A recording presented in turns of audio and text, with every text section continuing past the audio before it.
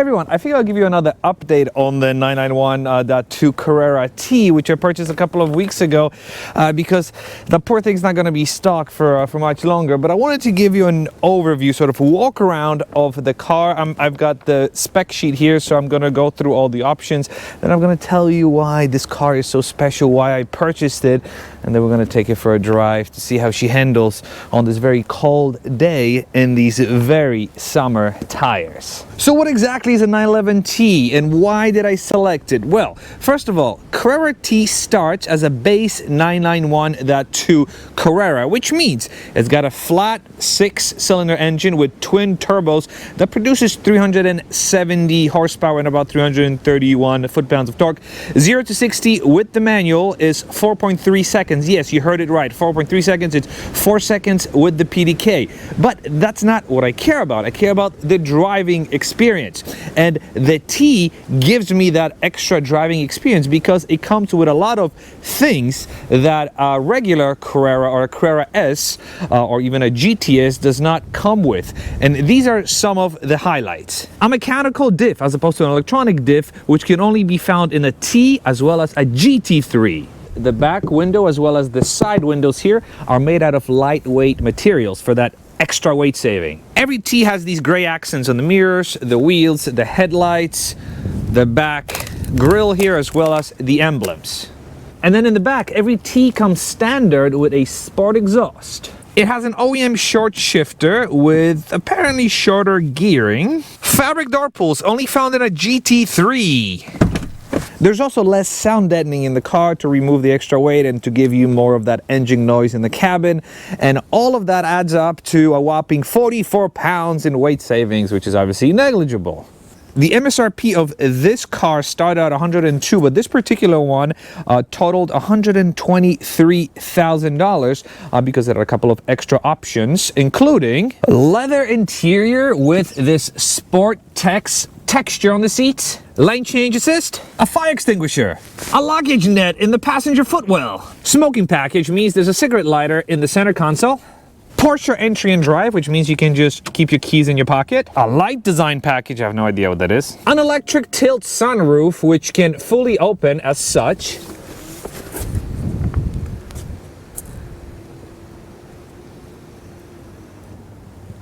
Oh yeah. A Bose surround sound system, adaptive 18-way adjustable sports seats, premium package which includes heated seats, wheels painted in satin black, tinted taillights, full LED headlamps with black bezels, and of course, aluminum fuel cap. I'm just going to walk around the car now and highlight some of my favorite features, starting with the front. The front is actually fully PPF'd. You can see some of the corners here. But for the most part, I would give this PPF 91% out of 100. It's fairly good. There are a couple of imperfections. There's a connecting line here that I'm not really happy about. But this is much better than not having a PPF on the car. Another big plus on this car is the fact that there are no license plate holes. I bought this car used, and every single car that I've purchased in the past had license plate holes that I had to fill. This one never had them, so I like to run plateless in the front, even though I'm in New Jersey, so hopefully I don't get any tickets. I'm also very happy with these LED headlights. Not only are they the best headlights you can get on this model, but they have the black housing and they look absolutely fantastic. Speaking of fantastic, I love this lip, and you could get an option of having this lip painted, but I would never do that because this is more of a wear and tear item. You can see there are a couple of scrapes here. The car is fairly low. It is going to be lowered because I did order a lowering springs. More on that in the next couple of episodes. But any lip that's attached to this car is going to get scraped, so I'm very happy that it's plastic. By the way, I don't know if you knew, but these louvers are actually adjustable. They open or close based on how hot or cold the engine is or how fast you're driving. As you can tell, I'm still, as I mentioned, riding on stock suspension. I also ordered spacers, so we're gonna have some spacers, so this stance from this angle is gonna look a lot meaner. I'm not very happy with the black wheels that this car is optioned with. Usually T's come equipped with these gray wheels. Whoever spec'd this car purchased black wheels, and I'm not really feeling it because I don't know if the camera's going to pick it up. Wheels are black, but everything else is gray. Most of the accents outside are gray. So I'm actually thinking of getting black mirror caps, just covering this. This would potentially satisfy my craving for blackness on the outside. There's also a bit of PPF here that sort of leaves this pretty nasty line, but I already reached out to a shop and we're gonna remove this and we're gonna put a long PPF strip at the bottom and extending it to the back arches here, which will protect me, especially since I'm gonna have spacers. Now, speaking of backs here, I don't know if you knew, but the 911 Carrera T or 991.2 is the last narrow body 911.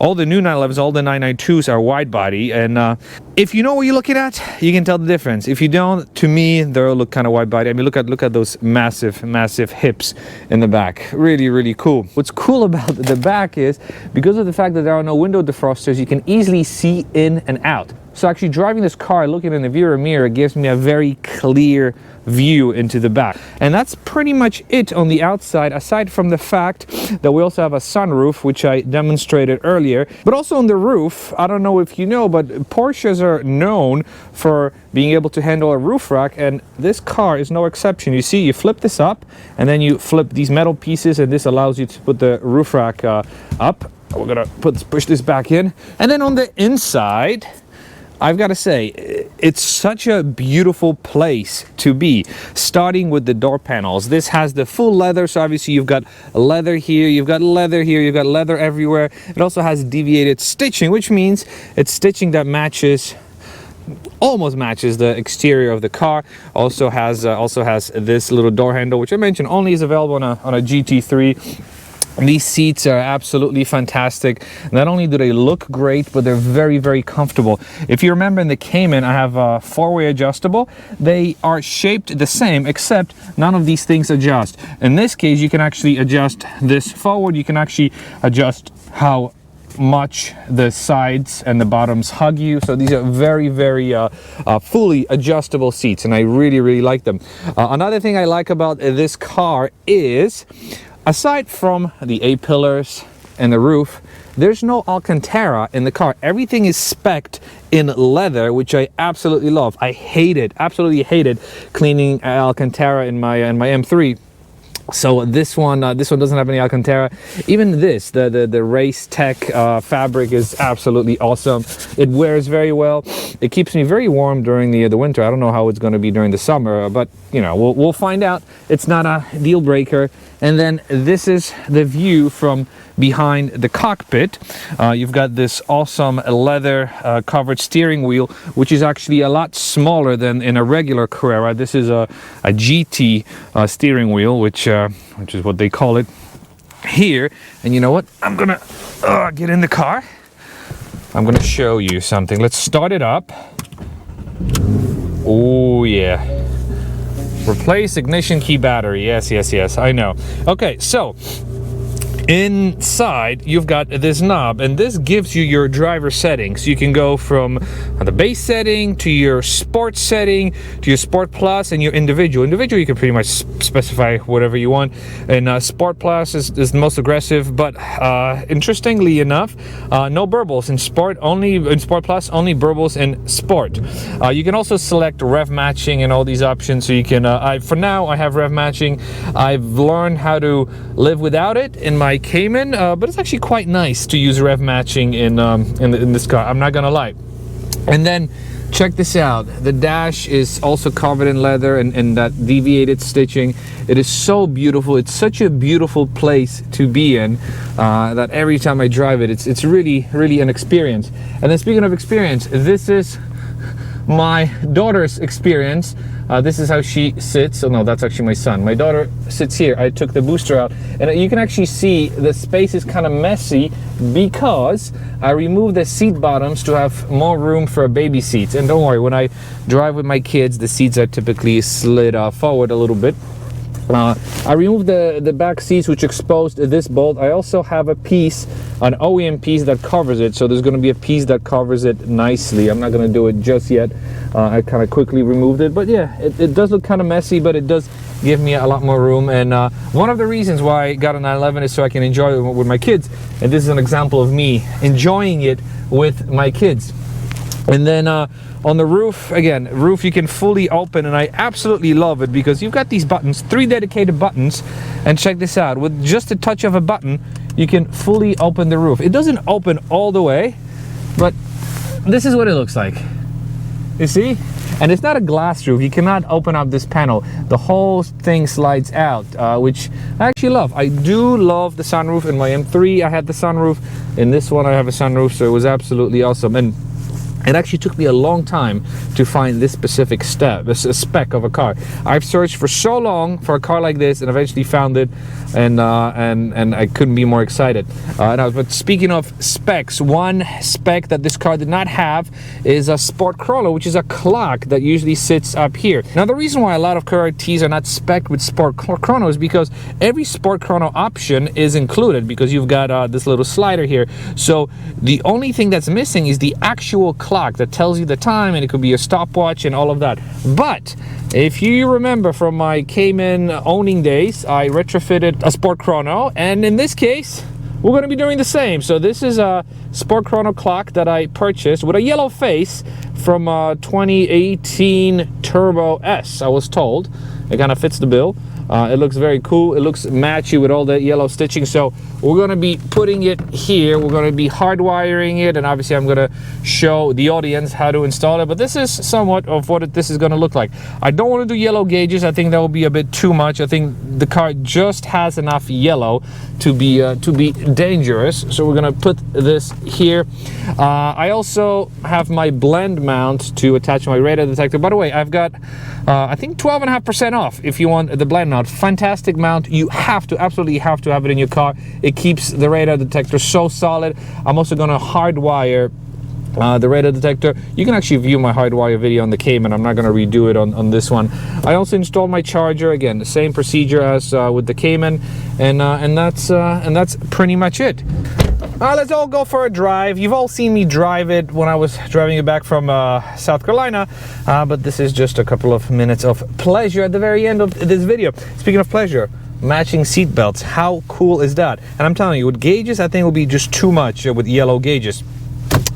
Seating position, fantastic. I finally was able to dial in the seating position. It's just, it is so comfortable. The shifter, the way it's positioned, how this console is a little higher, just amazing. I'm telling you, absolutely amazing.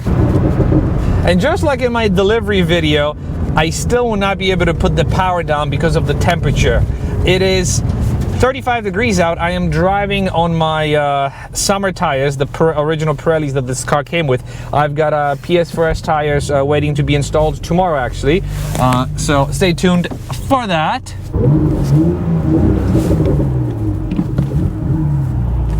It bugs me at how quiet this car is.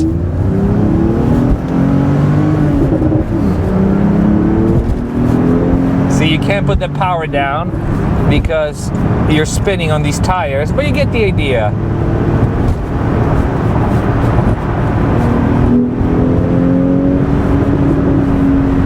Whoa, one of the biggest things we forgot. This engine actually produces two types of noises. The induction noise, which is that, hear it. And also it's got the exhaust noise. There's also the turbo spooling noise, which I guess is number 3.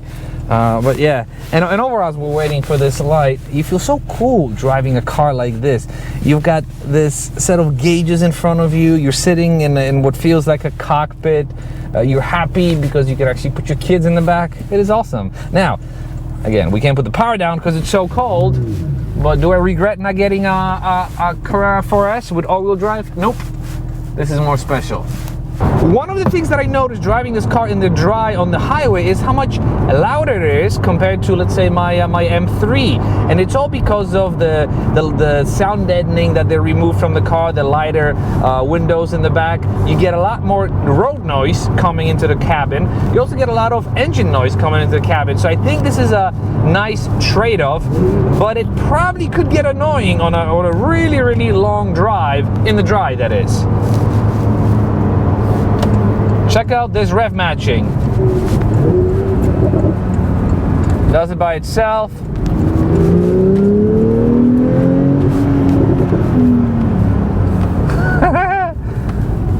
Oh man, all right. So the car is warmed up. We can push it a little bit. Spinning.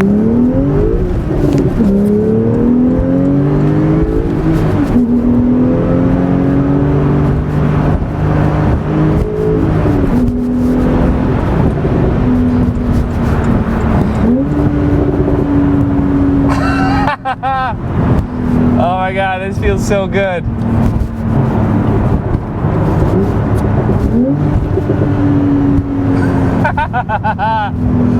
Let's pull in here.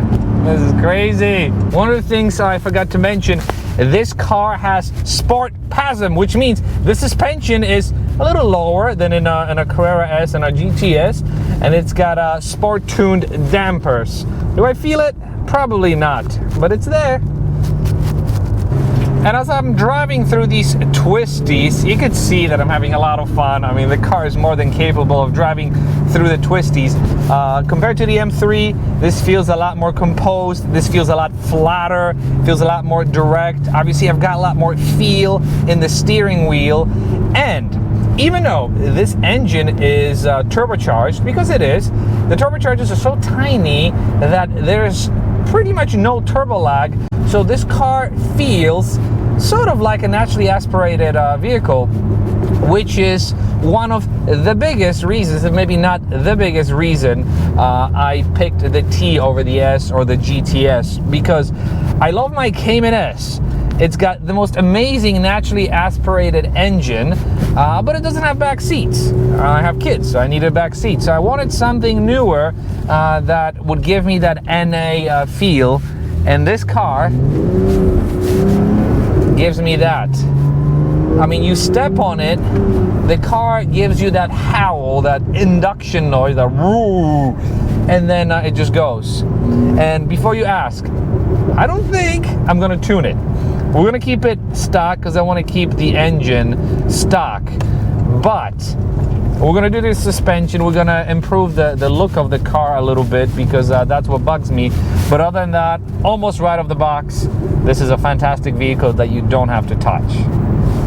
I mean, it's just awesome. I absolutely love it. And if you love it, let me know down in the comments below. If you have any questions, leave them down below. Let me know what videos you would want to see with this car.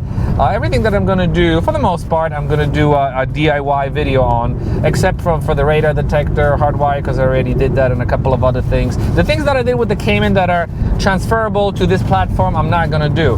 But we're going to do the headers, we're going to do the exhaust, we're going to do the spacers, we're going to do the suspension, we're going to do the sport chrono, we're going to do wireless Apple CarPlay. This has wired Apple CarPlay. I bought a wireless dongle that you can easily do, and a couple of small things.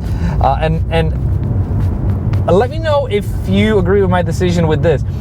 I don't think I'm going to tint it. I actually like the way this car looks from the outside when you peek in. It looks so cool when you sort of peek in and you see all the yellow and stuff. So it'll be a shame for me to hide the yellows. Let me know what you think about my decision. I don't know. For now, every car that I've owned in the past has been tinted, except with this one, I just don't feel like I should be doing it, because it's going to take away from the beauty of this car. But anyways, thank you very much for watching, and I'll be seeing you in the next many videos. Bye-bye.